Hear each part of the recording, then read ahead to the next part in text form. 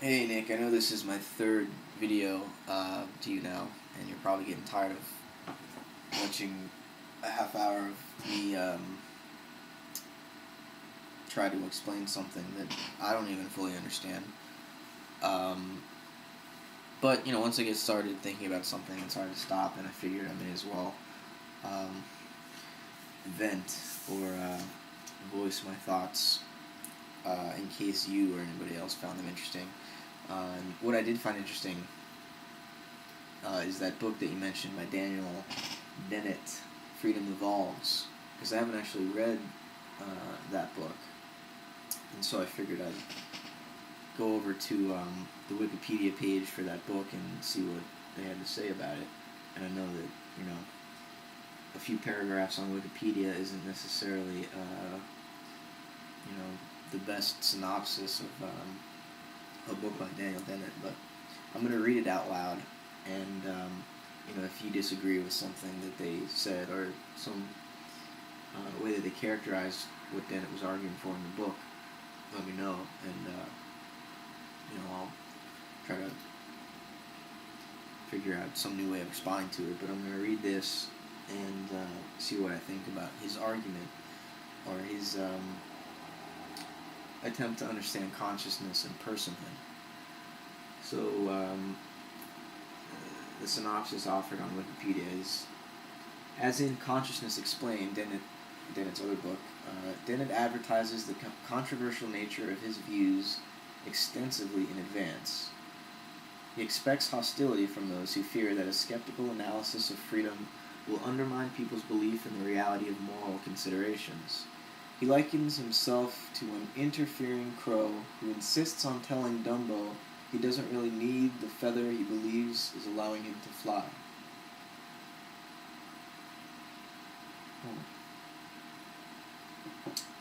Free will and altruism. Dennett's stance on free will is compatibilism with an evolutionary twist. The view that, although in the strict physical sense our actions are predetermined, we can still be free in all the ways that matter because of the abilities we evolved. Free will, seen this way, is about freedom to make decisions without duress, as opposed to an impossible and unnecessary freedom from causality itself. To clarify this distinction, he coins the term evitability as the opposite of inevitability, defining it as the ability of an agent to anticipate likely consequences and act to avoid undesirable ones. Evitability is entirely compatible with, and actually requires, human action being deterministic. Well, there's a little more I might finish reading, but I wanted to go back to evitability,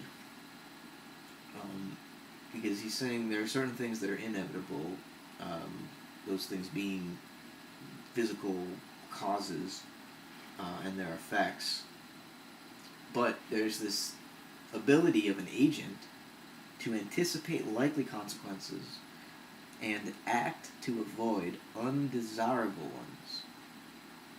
So somehow you, as an agent, can anticipate likely consequences and act to avoid the undesirable ones and still remain deterministic, physically, causally deterministic. How? I mean, maybe he explains that in the book, but there would need to be an explanation, right? What allows evitability, which remains strictly determined, to be said to act in anticipation of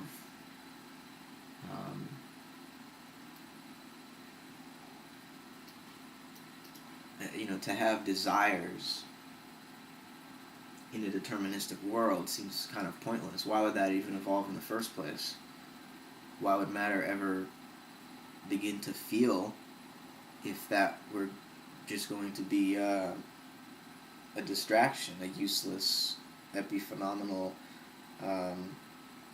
whistle on a train, as Huxley put it, I think. But, if we do admit that there is something called being alive that needs to be explained scientifically, if we're going to explain it by saying it doesn't matter, it does nothing for the system which it is for some reason attached to, then we haven't really explained it. We've just assumed that it was a mechanical system.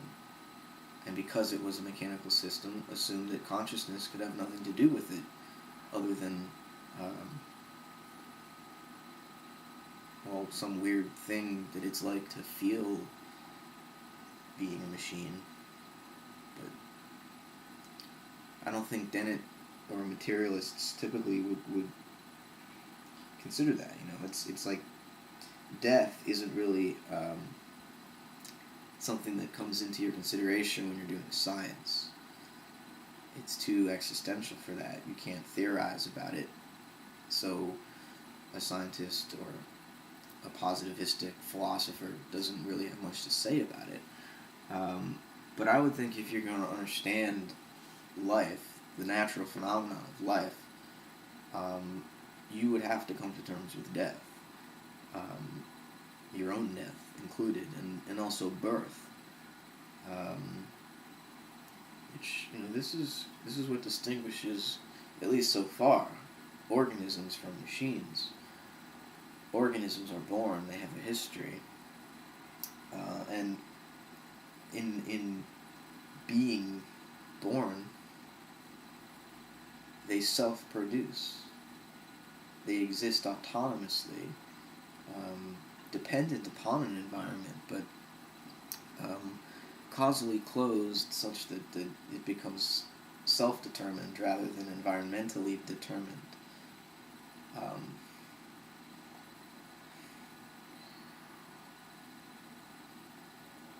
Once you understand life as a partner in the evolutionary process with the environment, it no longer seems possible to reduce it to the environment, to matter in motion through space randomly without a purpose or an aim. Life has an aim, and human thought certainly has an aim. We talk to one another to get things done, to figure stuff out,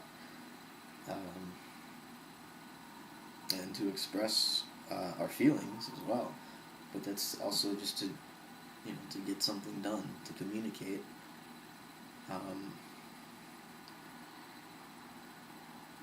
And that's just another, language, our consciousness, our human consciousness is just another expression of the inherent purposefulness of all life.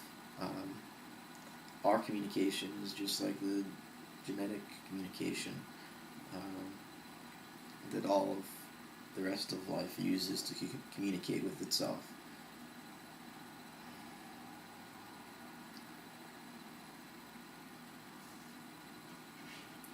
So let's see what else Dennett has to say.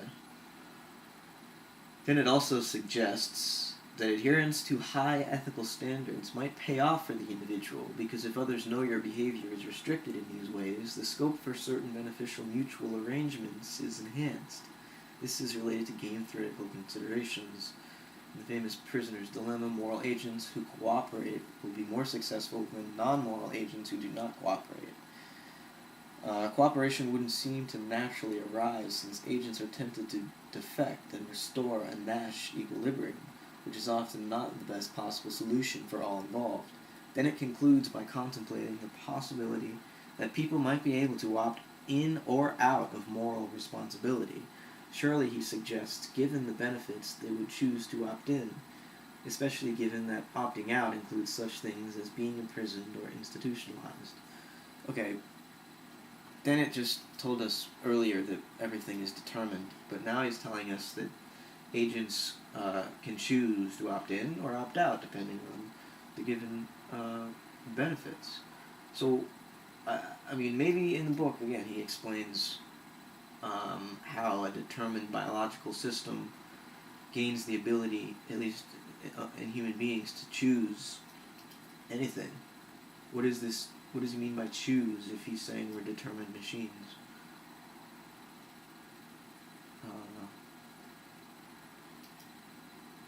I don't know. Why is he even talking about morals moral agents who cooperate or more. What are moral agents if we're all determined machines? How would you continue to understand the meaning of a freely acting autonomous body if you just declared that nature is fundamentally dead?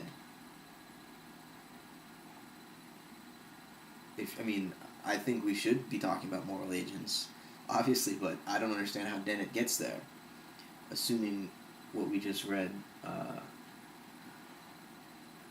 about, inevitability and the nature of physical causality. Freedom evolves.